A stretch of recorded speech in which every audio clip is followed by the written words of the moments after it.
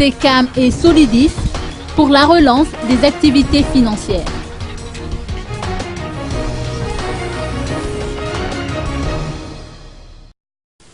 L'agence de microfinance SECAM et le Fonds mutuel de garantie Solidis ont procédé cet après-midi à la signature d'une convention de garantie afin de relancer le développement des activités financières à Madagascar.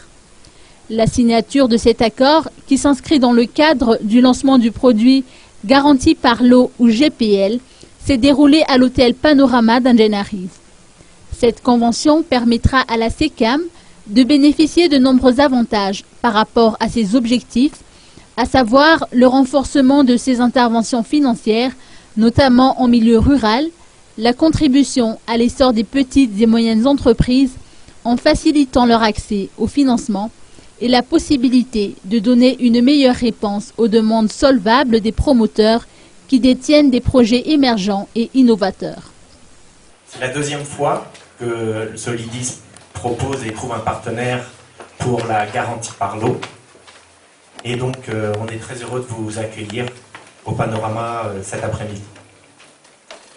La vision de Solidis Garantie, on vous a expliqué techniquement, ce qui est un petit peu rébarbatif parce qu'il faut être très initié pour comprendre ces tableaux et ces enjeux. Mais derrière toutes ces notions microéconomiques, il y a des notions macroéconomiques. Et ces notions macroéconomiques vont dans le sens du développement de Madagascar. Et c'est le but de Solidis Garantie. Le but de Solidis Garantie, c'est concrètement faciliter la tâche des entrepreneurs de Madagascar. Des gens qui ont des projets et qui n'ont pas forcément les garanties à mettre en place vis-à-vis des institutions financières de Madagascar. Le GPL, qui est doté d'un calculateur extranet de garantie, a pu être développé grâce à l'appui financier de l'Agence française de développement. Celle-ci apportera dans ce nouveau dispositif une contre-garantie ARIS pour un montant de 500 000 €.